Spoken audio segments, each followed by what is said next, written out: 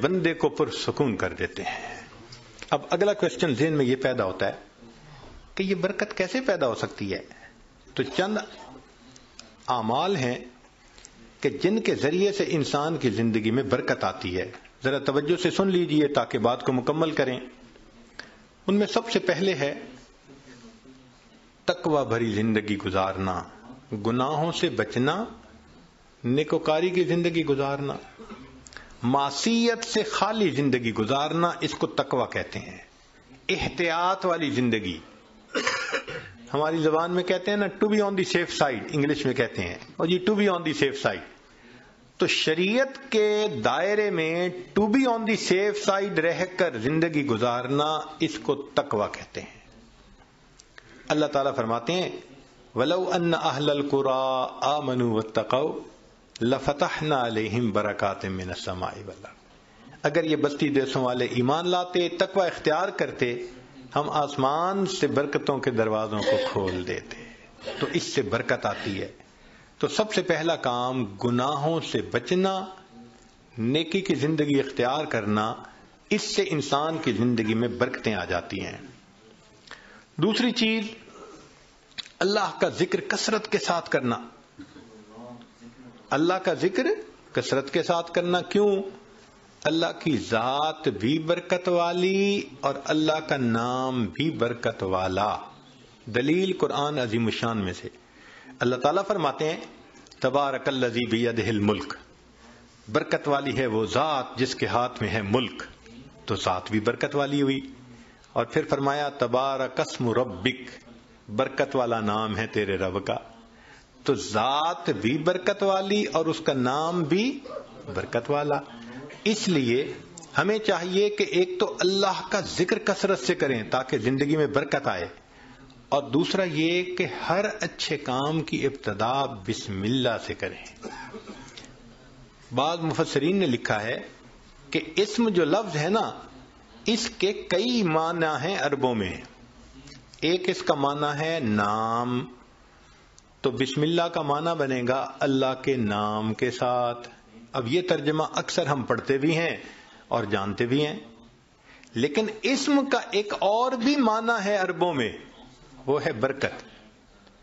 تو اگر وہ معنی لیں تو بسم اللہ کا ترجمہ بنے گا اللہ کی برکت کے ساتھ۔ اور اب مجھے یاد آتا ہے کہ ہماری نانی دادی جو بوڑھی عورتیں تھیں نا، وہ اٹھتے بیٹھتے اللہ دی برکت نال، اللہ دی برکت نال، یعنی کسی نے ان کو بسم اللہ کا ترجمہ سکھایا تھا، تو اٹھتے بیٹھتے اللہ کی برکت کے نال، ساتھ یہ کہتے اللہ کی برکت۔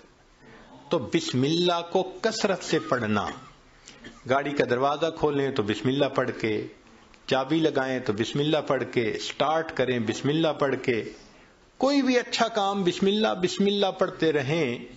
جس کام پر بسم اللہ پڑھیں گے اللہ اس کام میں برکتیں داخل کر دیں گے۔ ایک حدیث پاک میں ہے کہ میرا نام برکت والا ہے، اور جس کام میں میرے نام کو پڑھا جائے گا میں اس کام میں برکتوں کو شامل فرما دوں گا۔ تو بسم اللہ ہم اپنی زندگیوں میں نہیں پڑھتے زیادہ۔ آپ غور کریں، ہماری کوتاہی ہے کہ ہم اس کی برکت سے فائدہ نہیں۔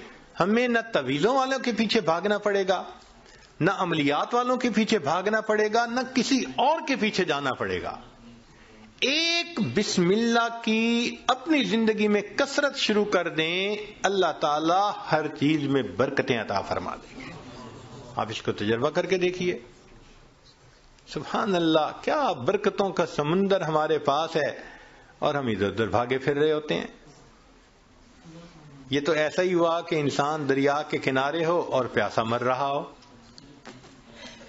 تو ایک تقوی سے برکت آتی ہے، اور دوسری اللہ کے ذکر سے، اللہ کے نام سے، بسم اللہ کو مختلف اوقات میں کاموں سے پہلے پڑھنے سے انسان کے عملوں میں، کاموں میں برکت آ جاتی ہے۔ اور تیسری چیز کہ انسان کی دعا، اس سے بھی زندگی میں برکت آ جاتی ہے۔ دعا سے برکت، جی خود دعا کریں، ماں باپ سے دعا کروائیں، پیر استاد سے دعا کروائیں، دعائیں لیں، دیکھیں برکتیں کیسے آتی ہیں۔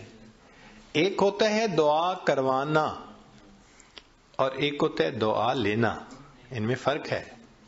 آج ہم سب لوگ دعائیں کرواتے پھرتے ہیں، اور دعائیں لینا یہ ہوتا ہے کہ انسان اتنا اچھا بنے، نیک بنے کہ اس کا چہرہ دیکھ کے ماں باپ کے دل سے دعا نکلے، پیر استاد کے دل سے دعا نکلے، دوست کے دل سے دعا نکلے، یہ ہوتا ہے دعائیں لینا۔ بیوی بچوں کے دل سے دعا نکلے۔ کیا ہم ایسے ہیں کہ ہمیں دیکھ کے کسی کے دل سے دعا نکلے؟ ہوک تو نکلتی ہوگی جو ہم ستاتے ہیں بیوی کو یا ستاتے ہیں بچوں کو یا اپنے ساتھیوں کو، تو ہمیں دیکھ کے لوگوں کے دل سے ہوک تو نکلتی ہوگی کہ اس نے ہمارے ساتھ کتنا برا کیا۔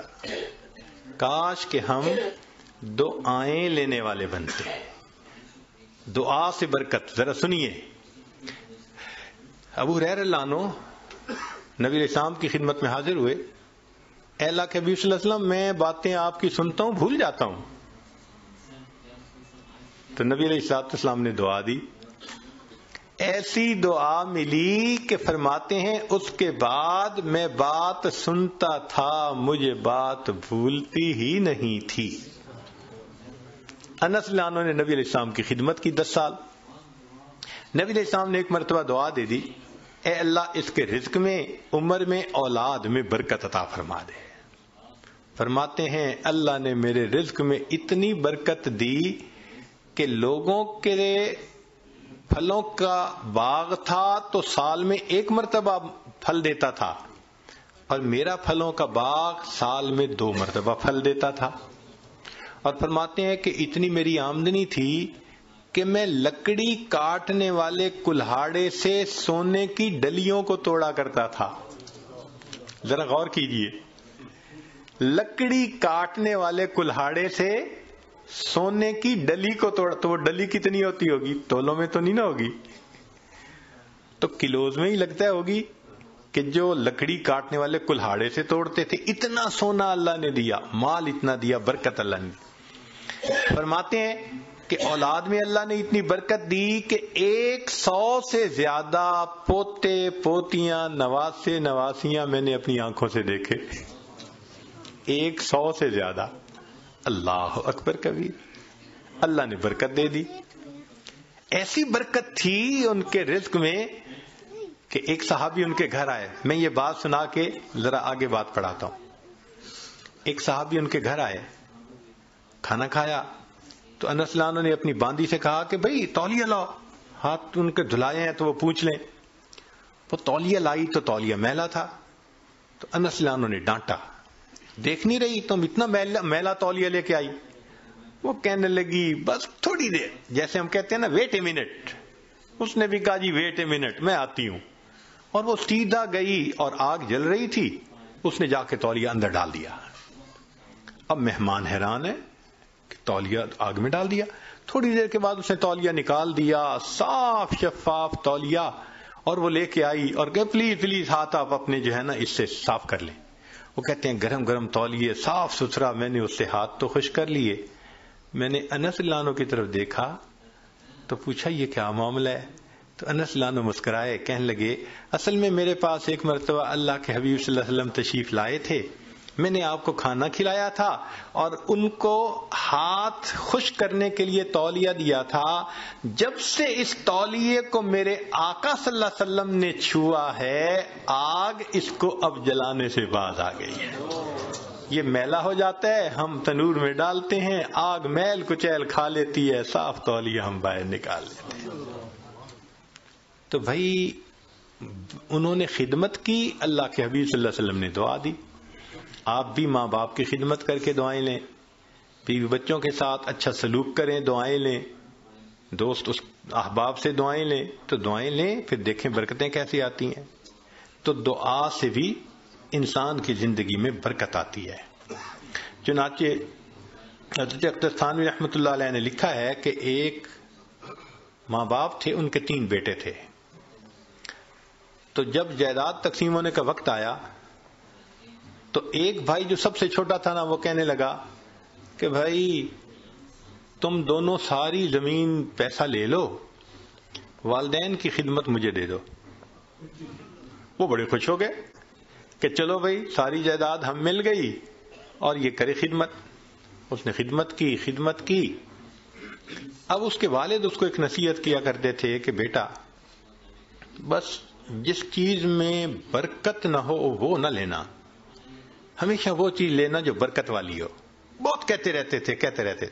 تو اس بچے کا مائنڈ سیٹ ہو گیا تھا کہ میں نے ہمیشہ برکت والی کوئی چیز لینی. ماں باپ فوت ہو گئے. اس نے ایک دن خواب میں دیکھا, کہنے والے نے کہا بھائی تم جو ہے نا وہ فلاں جگہ جاؤ تو پتھر کے نیچے 50 دینار پڑے ہوئے ہیں, لے لو.